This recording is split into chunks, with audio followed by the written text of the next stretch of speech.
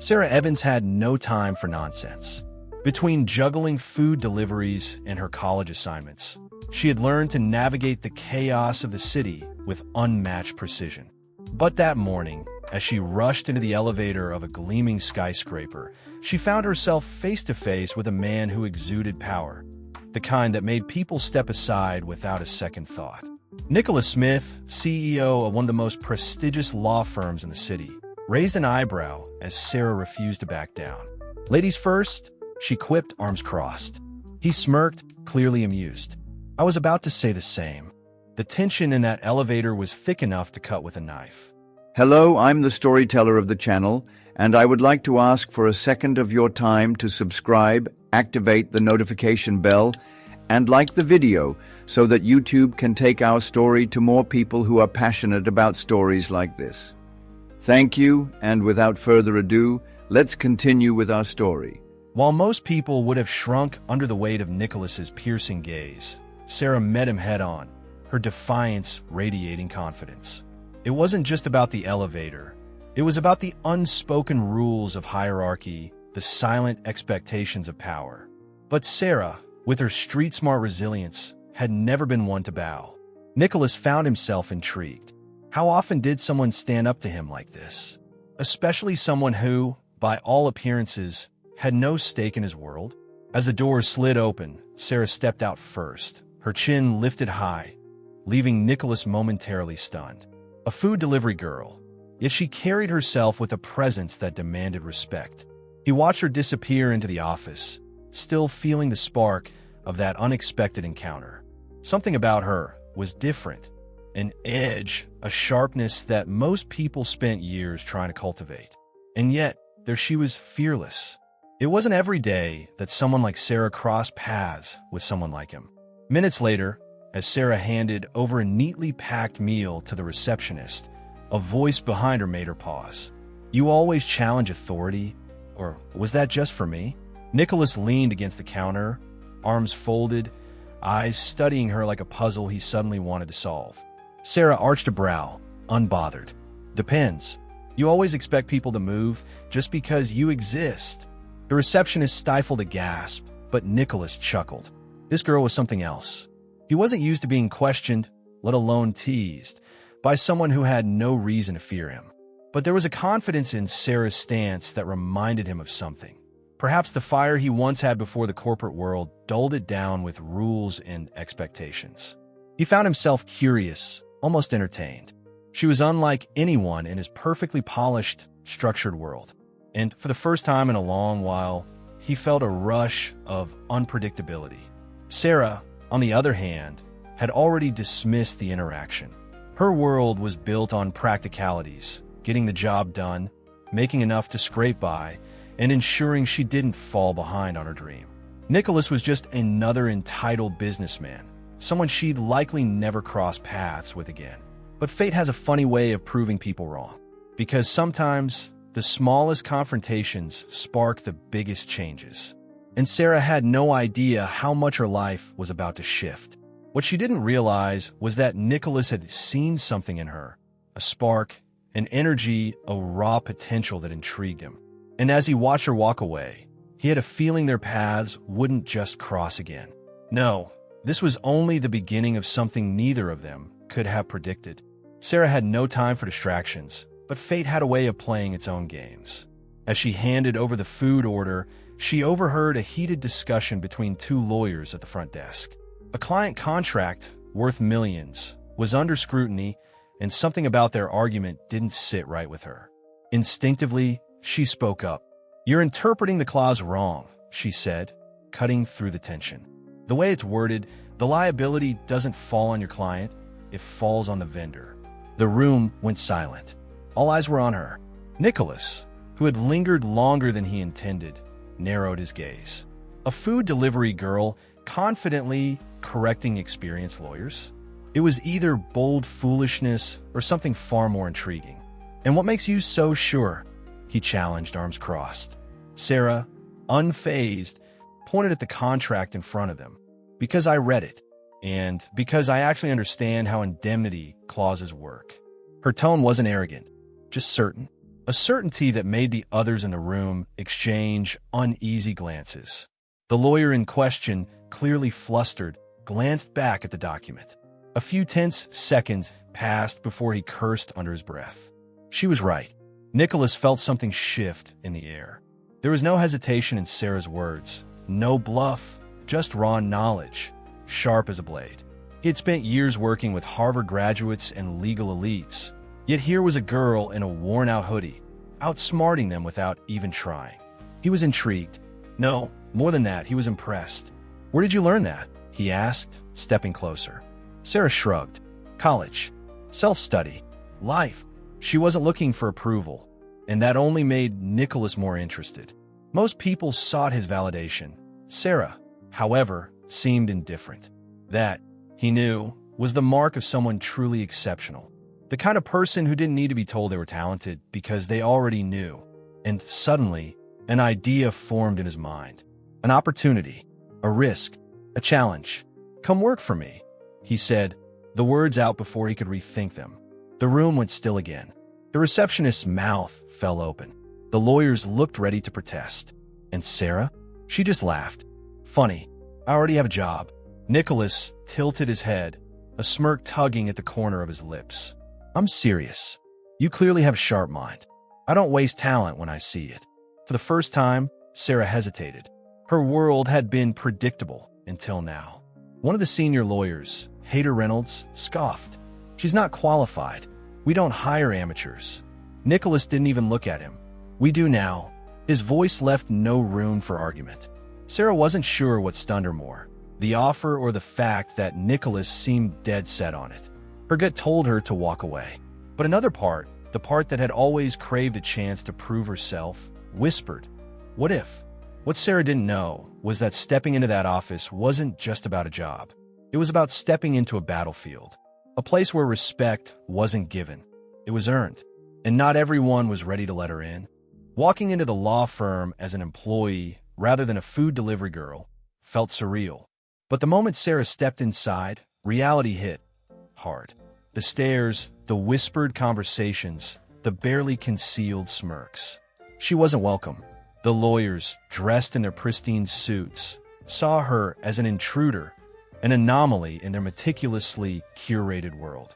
And leading the charge against her, Hader Reynolds, a senior attorney who thrived on prestige and wasn't about to let an outsider, especially one without a law degree, disrupt the order of things. Hader made his stance clear from day one. He questioned her competence at every turn, scoffed at her ideas, and threw impossible tasks her way, expecting her to fail. "Stick to food deliveries, Evans. This is out of your league," he sneered after she hesitated during a case discussion. But Sarah wasn't the type to back down. If they were waiting for her to crumble, they were in for a surprise. She stayed late, studied harder, and took on every challenge thrown at her. She wasn't here to blend in. She was here to prove she belonged. Her breakthrough came when she spotted a crucial loophole in a multi-million-dollar merger contract that everyone else had overlooked. It was a tiny detail, just a single clause buried deep in the fine print, but it had the potential to save their client millions. She hesitated before bringing it up. What if she was wrong? But something in her gut told her she wasn't. And so, she spoke up. Nicholas listened, eyes narrowing. The room waited. Then, after a long pause, he nodded. "She's right." The silence that followed was deafening. Even Hader was forced to acknowledge her sharpness, though he'd rather swallow nails than admit it. Instead, he switched tactics. If he couldn't break her confidence, he'd make her life miserable in other ways. Mysteriously disappearing case files, last-minute meeting changes, intentional misinformation. Sarah had to be 10 steps ahead at all times, knowing that any mistake would be used as proof that she didn't belong. But the more they pushed, the harder she fought. Failure wasn't an option. Over time, something began to shift. Slowly, grudgingly, her colleagues started to see her not as an outsider, but as an asset. She saved clients from disastrous deals, spotted risks before they turned into lawsuits, and solved problems that even the senior attorney struggled with. She wasn't just surviving, she was excelling. And Nicholas? He watched it all unfold with quiet satisfaction. He had taken a gamble on Sarah, and she was proving him right in ways he hadn't even anticipated. But with every victory came another battle. The firm wasn't just a workplace. It was a battlefield where power plays and silent wars were part of the game. And as Sarah carved out her place, the dynamic between her and Nicholas began to shift. What had started as professional admiration was turning into something else entirely. Something neither of them could ignore for much longer. Sarah had always been good at compartmentalizing. Work was work, emotions had no place in it. But Nicholas, he was different. He wasn't just her boss. He was the man who had taken a chance on her, the only one who saw something in her when everyone else dismissed her. And that made things complicated. Every time their eyes met across the boardroom table, every time he lingered just a second too long after a late-night strategy session, the unspoken tension between them thickened. It was a dangerous line, one neither of them dared to cross. Nicholas told himself it was admiration, nothing more. He respected Sarah's intelligence, her resilience. That was all. But then there were moments, small, fleeting moments, that made him question everything. Like the night she stayed late working on a case, frustration written all over her face. He brought her coffee without a word. She looked up, their fingers brushing for a second too long. It was nothing, and yet, the way his pulse quickened said otherwise. Sarah wasn't blind. She felt it too. The way his presence made the air feel charged. The way her heart stuttered when he leaned just a little too close. But she shoved it down, buried it beneath layers of logic. Office romance was messy. Besides, she had fought too hard to be taken seriously. The last thing she needed was people whispering that she had gotten ahead because of a man's interest. No, whatever was happening between her and Nicholas had to stay buried. But some things refused to be ignored. One evening, after securing a major case win, the firm celebrated at an upscale lounge. Sarah wasn't much for fancy parties, but she went, mostly because Nicholas had insisted. The air buzzed with laughter and champagne toasts, but she was hyper-aware of him. And then, Hader, bitter as ever, made a comment. "Nicholas, I hope you're not letting personal feelings cloud your judgment when it comes to Evans." The jab was subtle, but it hit its mark. Silence fell. Sarah braced herself, expecting Nicholas to brush it off. But instead, he met Hader's gaze with something sharp, something almost dangerous. "If I were, that would be none of your business," he said, voice calm but firm. The room shifted. Hader scoffed and walked away, but the damage was done. Now, it wasn't just unspoken tension. Now it was out there, lingering in the air between them. And as Sarah stood there, heart pounding, she realized there was no pretending anymore. The next day, everything felt different. They tried to keep their distance, but it was useless. Every stolen glance, every accidental touch felt like setting a match to gasoline. It was only a matter of time before the inevitable happened. And when it did, it wouldn't just be a moment. It would change everything. Sarah had never been the type to dream about fairy tales, but standing at the top of the legal world felt surreal. What had started as a gamble, Nicholas taking a chance on a food delivery girl, had turned into something unstoppable. She had earned her place, not just through hard work, but through undeniable results. Clients requested her by name, partners who once doubted her now sought her advice, and even Hader, though reluctant, had stopped underestimating her. She wasn't just a lawyer now. She was the lawyer. Nicholas watched it all unfold with quiet pride. He had always known she was special, but even he hadn't anticipated just how much she would change the game. Sarah wasn't just sharp, she was fearless. While others tiptoed around legal loopholes, she exposed them. While firms played it safe, she found solutions that no one else dared to attempt. She had saved clients from catastrophic losses, secured multi-million-dollar deals, and built a reputation that was impossible to ignore. The firm was stronger because of her. He was stronger because of her. But success came with its own set of challenges.